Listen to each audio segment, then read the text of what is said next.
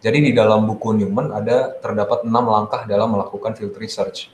Nah, walaupun demikian sebenarnya proses dalam melakukan penelitian lapangan ini lebih fleksibel dan tidak terlalu terstruktur seperti pada penelitian kuantitatif.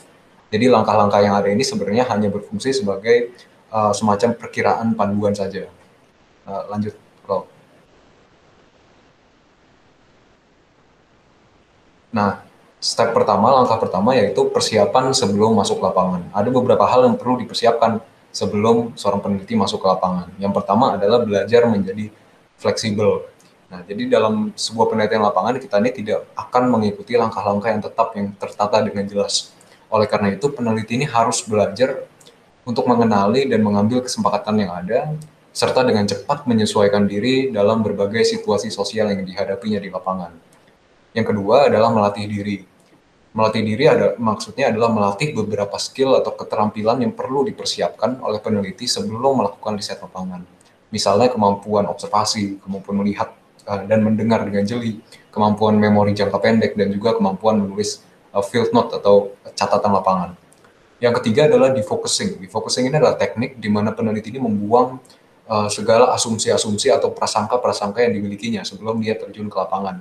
Misalnya kita ingin meneliti tentang gelandangan di kota Jakarta. Nah, itu sebelum kita meneliti, kita buang dulu tuh asumsi-asumsi atau prasangka-prasangka yang kita miliki terhadap gelandangan. Misalnya kita punya asumsi bahwa para gelandangan ini mereka tuh pasti pemalas atau mereka ini pasti bodoh. Nah, itu kita buang dulu tuh asumsi-asumsi, prejudice-prejudice tersebut agar nantinya di lapangan kita bisa lebih terbuka. Dan yang terakhir, kita juga perlu sadar diri terlebih dahulu. Peneliti ini harus sadar akan keterbatasan-keterbatasannya, sadar akan karakternya dirinya gitu, dan juga sadar akan nilai-nilai yang ia miliki, karena jalannya penelitian nanti itu akan sangat terkait dengan kondisi diri dari sang peneliti itu. Selanjutnya, nah langkah kedua adalah memilih situs atau mendapatkan akses. Apa itu situs? Situs itu adalah konteks atau setting di mana peristiwa yang kita teliti ini terjadi. Ada 3 hal yang menjadi faktor dalam menentukan situs penelitian lapangan. Yang pertama itu richness of data atau kekayaan data. Jadi apakah suatu situs itu dapat menyediakan data yang berlimpah bagi peneliti. Yang kedua itu unfamiliarity atau situsnya itu tidak terlalu kenal atau tidak terlalu kita kenal atau tidak terlalu akrab dengan kita. Mengapa? Karena biasanya itu lebih mudah bagi seorang peneliti, terutama peneliti pemula, untuk melihat peristiwa-peristiwa sosial atau peristiwa-peristiwa kultural yang unik di suasana yang tidak terlalu akrab dengan dia. Nah, yang ketiga itu adalah suitability atau kesesuaian. Jadi harus dipastikan apakah situs yang ada ini sesuai dengan uh, tujuannya, sesuai dengan karakteristik dari peneliti, gitu, skill yang dia punya, waktu yang dia miliki, dan juga apakah memungkinkan bagi sang peneliti ini mendapat akses ke dalam uh, situs tersebut. Nah, setelah kita memilih situs, kita akan menghadapi yang namanya gatekeeper. Gatekeeper ini adalah orang yang memiliki otoritas dan mengontrol akses ke dalam suatu situs. Nah, misalnya kita mau melakukan penelitian di satu desa. Nah, ini bisa aja misalnya kita cari tahu dulu nih gatekeeper siapa. Bisa aja mungkin kepala desa atau mungkin tokoh adat atau tokoh agama di desa itu. Nah, setelah kita tahu gatekeeper ini siapa, nah disitulah pentingnya kemampuan bernegosiasi oleh sang peneliti ini. Kemampuan tawar-menawar seorang peneliti dengan gatekeeper agar dia bisa mendapat akses ke dalam suatu situs. Selanjutnya, lanjut. Nah, selanjutnya masuk dan memperoleh akses. Jadi untuk mendapat akses yang lebih dalam di dalam suatu situs lapangan, kita memerlukan tingkat kepercayaan yang tinggi dari para aktor di dalamnya. Nah, untuk mendapat tingkat kepercayaan ini, peneliti ini sangat memerlukan yang namanya common sense dan juga keterampilan sosial yang baik. Nah, setelah mendapatkan akses, peneliti juga perlu mengambil suatu peran sosial di dalam penelitian. Di dalam penelitian lapangan tuh biasanya kita menempati 2 jenis peran. Yang pertama peran sosial di dalam situs, misalnya pelanggan toko, menjadi karyawan, peran sebagai guru, atau peran sebagai narapidana, dan lain sebagainya. Dan juga peran peneliti sebagai peneliti sendiri, peneliti lapangan. Nah, ini juga bisa bermacam-macam berdasarkan uh, tingkat keterlibatannya. Lanjut. Nah, Seperti apa tingkat keterlibatan seorang peneliti?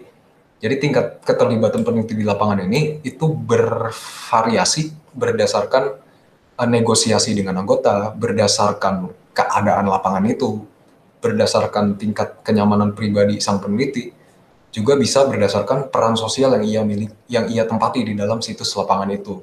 Nah, tiap level keterlibatan ini itu punya kelebihan dan juga kekurangannya masing-masing. Nah, misalnya Juncker tahun 1960 dia membagi 4 peran tingkat keterlibatan peneliti. Yang pertama itu complete observer, yaitu peneliti dia mengambil suatu peran yang tidak terlihat, hanya mengobservasi saja. Yang kedua, observer as participant. Itu artinya sang peneliti ini, dia utamanya hanya mengobservasi, tetapi dia juga ikut berpartisipasi secara terbatas di beberapa kegiatan masyarakat. Dan yang ketiga, participant as observer, di mana sang peneliti ini sebisa mungkin dia ikut terlibat di dalam situasi sosial, dan para anggota masyarakat ini tahu bahwa mereka sedang diobservasi oleh peneliti ini. Dan yang keempat, itu adalah complete participant, di mana peneliti ini dia bertindak sebagai anggota dan terlibat sepenuhnya dalam situasi sosial yang ia teliti. Nah, ada juga pembagian menurut Adler tahun 1987 itu dibagi jadi 3, peripheral membership, active membership, dan complete membership. Nah, selain tingkat keterlibatan, peneliti juga penting juga bagi peneliti untuk membangun hubungan dengan para anggota itu. Gimana caranya? Contohnya misalnya dengan mencoba untuk akrab dengan mereka yang diteliti, dan juga bisa dengan menggunakan bahasa yang sama misalnya dengan masyarakat lokal. Intinya sih peneliti ini harus cerdas dalam menempatkan dirinya agar membuat mereka ini yang diteliti merasa nyaman dengannya. Lanjut. Nah, langkah ketiga ini adalah menerapkan strategi-strategi penelitian. Jadi saat meneliti di lapangan itu terdapat beberapa strategi yang perlu diterapkan oleh sang peneliti. Pertama adalah strategi negosiasi.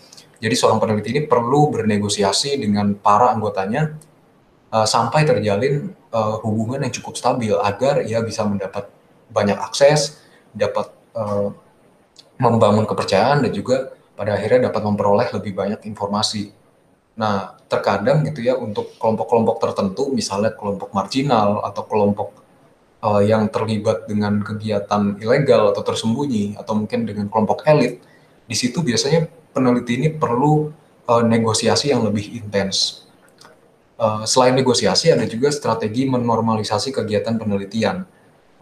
Jadi penting bagi peneliti untuk mencoba menormalisasi kegiatan penelitian. Kenapa? Karena dalam keadaan di mana peneliti ini terbuka bahwa ia melakukan penelitian, seringkali mereka ini yang diteliti ini merasa kurang nyaman, bahkan bisa salah paham dengan tujuan sang peneliti ini. Makanya penting bagi peneliti untuk menormalisasi kegiatan penelitian, misalnya melalui mempresentasikan biografi peneliti itu, tidak berpenampilan mengancam, serta peneliti juga bisa terus-menerus menjelaskan ke masyarakat yang dia teliti apa itu field research, apa itu penelitian lapangan gitu, secara perlahan dan menggunakan bahasa yang mudah dipahami.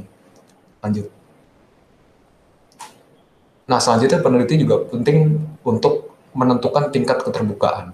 Jadi sang peneliti harus memutuskan seberapa banyak informasi tentang dirinya, misalnya kehidupan pribadinya, latar belakangnya, ketertarikan dia atau tujuan dari penelitiannya, yang akan diungkapkan di dalam satu proyek penelitian. Jadi dengan kata lain, penting bagi peneliti ini untuk mampu mengontrol penampilan dirinya atau presentasi dirinya, karena ini dapat sangat mempengaruhi hasil dari penelitian itu. Nah, selanjutnya juga ada peneliti juga bisa menggunakan yang namanya attitude of strangeness gitu. Ini adalah teknik dalam penelitian lapangan di mana peneliti secara mental dia menyesuaikan diri agar seolah-olah dia melihat gejala sosial dari kacamata orang asing.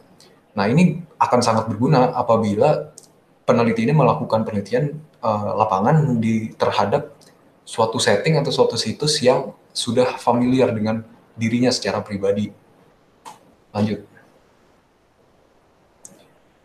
Oke, selanjutnya menentukan fokus dan juga sampling. Nah, dalam bagaimana kita mengatur fokus kita di dalam penelitian lapangan. Jadi, pada awal turun ke lapangan, kita ini harus terlebih dahulu memperoleh gambaran umum. Nah, setelah itu baru secara bertahap, ya kan, seiring berjalannya waktu, peneliti mulai berfokus pada beberapa masalah atau isu yang lebih spesifik gitu, yang jadi mengurangi perhatian pada isu-isu yang tidak kurang penting atau kurang relevan gitu. Lalu sampling yang bagaimana? Jadi dalam riset lapangan biasanya itu kita menggunakan theoretical sampling, yaitu sampling yang disesuaikan dengan proses pengembangan teori. Jadi sang peneliti ini melakukan pengambilan sampel waktu, sampel berdasarkan situasi, berdasarkan jenis peristiwa, lokasi, jenis orang, dan juga berdasarkan konteks kepentingan yang ada. Selanjutnya,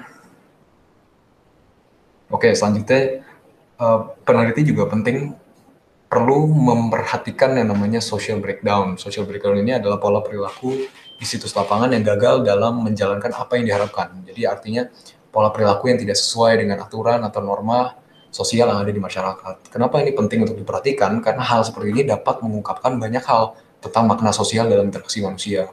Misalnya peneliti etnometodologis, dia biasanya dengan sengaja membuat social breakdown dalam bentuk breaching eksperimen untuk menguji hipotesis kerja mereka. Ini tadi sudah dijelaskan di bagian awal. Dan yang terakhir, strategi yang juga penting adalah strategi dalam menghadapi stres. Mengapa? Karena melakukan penelitian lapangan itu terkadang tidak mudah bagi peneliti, terutama bagi peneliti yang masih pemula ya. Gimana caranya kita menghadapi stres dalam penelitian lapangan? Misalnya bisa dengan cara tidak terlalu menahan emosi, bisa menulis di buku harian pribadi tentang perasaan-perasaan kita saat di lapangan, dan juga bisa dengan cara mencari teman curhat yang ada di luar situs lapangan tersebut. Selanjutnya tahap keempat yaitu menjaga relasi di lapangan. Bagaimana seorang peneliti menjaga relasi antara dirinya dengan yang dia teliti di lapangan? Yang pertama, dia harus menyesuaikan diri dan adaptasi. Peneliti ini perlu memperhatikan bagaimana tindakan atau penampilannya ini dapat mempengaruhi para anggota yang ditelitinya. Peneliti ini juga harus menyeimbangkan antara kepekaan sosial atau kedekatan dengan para anggota ini dan tujuan penelitiannya. Dan yang kedua, peneliti ini juga perlu memelihara kepercayaan. Jadi ada banyak faktor yang dapat mempengaruhi kepercayaan dan hubungan antara peneliti dan yang diteliti ini. Nah, untuk menjaga kepercayaan dan hubungan yang baik, peneliti ini membutuhkan keterampilan sosial yang baik, membutuhkan rasa empati, dan bahkan kadang memerlukan karisma pribadi. Nah, yang ketiga, bisa juga peneliti ini menjaga relasi dengan cara membantu para anggota. Jadi peneliti ini bisa mendapatkan penerimaan oleh masyarakat yang diteliti dengan cara misalnya melakukan pekerjaan-pekerjaan kecil yang ada di masyarakat yang ia teliti. Dan yang keempat, peneliti juga sebaiknya adalah menghindari konflik. Jadi jika konflik terjadi, peneliti ini sebaiknya tetap berposisi netral, karena saat peneliti memihak dengan satu sisi, ia ini dapat terputus dari akses ke sisi yang lainnya. Selanjutnya ini ada dua teknik lain yang bisa dilakukan untuk menjaga relasi di lapangan. Yang pertama adalah tunjukkan appearance of interest, yaitu suatu teknik di mana peneliti ini berpura-pura tertarik dan bersemangat dengan aktivitas orang-orang yang ia teliti, meskipun sebenarnya mungkin ia nggak terlalu tertarik. Gitu. Itu yang pertama. Yang kedua ada peneliti juga bisa menjadi sang acceptable incompetent, yaitu suatu teknik di mana peneliti lapangan berpura-pura menjadi kurang terampil atau kurang berpengetahuan agar dapat mempelajari lebih dalam tentang suatu lokasi lapangan. Selanjutnya, langkah kelima adalah mengumpulkan dan merekam data. Jadi dalam penelitian lapangan, peneliti inilah yang menjadi instrumen dalam kegiatan pengumpulan data. Oleh karena itu, pengalaman pribadi peneliti yang subjektif itu juga sebenarnya menjadi bagian dari data lapangan. Selain itu, penting bagi peneliti lapangan untuk memperhatikan detail-detail kecilnya itu dengan baik, menggunakan 5 panca inderanya gitu ya. Misalnya dia harus memperhatikan suasana fisik, harus memperhatikan karakteristik fisik orang-orang, harus memperhatikan apa yang dilakukan oleh orang-orang, dan juga memperhatikan bentuk-bentuk interaksi sosial yang terjadi, interaksi verbal dan juga non-verbal. Nah, seluruh data lapangan ini nantinya direkam oleh peneliti menggunakan yang namanya field note atau catatan lapangan. Selanjutnya, ini catatan lapangan ada macam-macam jenisnya. Yang pertama ada jotted notes. Jotted notes ini adalah catatan yang berisi kata, frasa, gambar, atau coretan-coretan singkat yang dibuat secara tidak menarik perhatian saat peneliti sedang berada di lapangan. Ini tujuannya adalah untuk memicu memori peneliti di masa depan di saat nanti ia akan menulis direct observation note. Nah, apa itu direct observation note? Itu adalah catatan penelitian lapangan yang menyertakan semua detail atau spesifik yang ditemukan oleh peneliti di situs lapangan. Ini biasanya ditulis secara langsung setelah meninggalkan lapangan, itu biar nggak lupa gitu. Nah, yang ketiga adalah inference notes, yaitu catatan yang berisi inferensi dari sang peneliti mengenai makna sosial dari tindakan-tindakan sosial yang ia teliti. Catatan ini sebaiknya dibuat terpisah dari yang direct observation note. Dan yang keempat ada analytic memo. Analytic memo ini adalah catatan yang dibuat peneliti saat mengembangkan ide-ide abstrak, tema-tema, atau hipotesis berdasarkan analisis terhadap data yang ada. Nah, ini analytic memo ini bisa berisi catatan mengenai strategi metodologi, dan juga catatan-catatan teoritis. Selanjutnya ada personal note. Personal note ini adalah catatan tentang perasaan atau reaksi atau peristiwa pribadi yang dialami oleh sang peneliti selama ia ada di lapangan. Ini penting kenapa? Karena sudut pandang peneliti itu juga menjadi data di dalam suatu penelitian lapangan.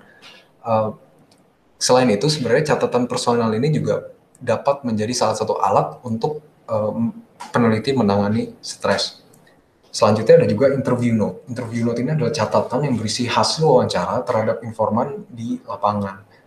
Nah, biasanya ini terdapat face sheet di halaman awal dari interview note ini yang berisi konteks tentang wawancara, misalnya tanggal wawancaranya, tempat wawancaranya, suasananya, siapa nama informannya, itu semua ada di halaman awalnya seharusnya. Yang ketujuh ini ada maps, diagrams, and artifact gitu. Jadi ada 3 macam peta yang dapat digunakan untuk merekam data lapangan. Yang pertama adalah peta spasial ya, yang menunjukkan letak fisik. Yang kedua ada peta sosial yang menunjukkan interaksi sosial yang terjadi. Dan yang ketiga adalah peta temporal yang menunjukkan arus kejadian atau arus manusia dari waktu ke waktu. Nah, selain menggunakan peta atau diagram, peneliti juga bisa mengumpulkan artefak-artefak yang ia temukan di lapangan, misalnya brosur, menu, pakaian, dan lain sebagainya. Dan yang terakhir adalah machine recorded data, yaitu foto-foto, rekaman suara, rekaman video yang menjadi bahan pelengkap dalam penelitian lapangan. Selanjutnya, oke, akhirnya selesai yang terakhir ini langkah ke-6, yaitu meninggalkan lapangan. Jadi ada peneliti yang mengatakan bahwa akhir penelitian lapangan datang secara alami saat pembuatan teori sudah selesai dan tidak ada lagi yang bisa ia pelajari di lapangan. Namun ada juga peneliti lain yang menganggap bahwa penelitian lapangan ini hanya akan selesai apabila sang peneliti ini dengan tegas memutuskan bahwa penelitian ini memang udah harus selesai. Nah, peneliti ini dapat memilih sendiri ya metode yang ia ingin gunakan untuk keluar dari lapangan. Misalnya dapat dilakukan secara perlahan atau slow withdrawal, bisa juga dilakukan secara langsung atau quick exit. Ini penting ya diperhatikan oleh peneliti. Kenapa? Karena pulangnya seorang peneliti ini bisa sangat berdampak bagi dirinya sendiri dan juga bagi masyarakat yang ia teliti.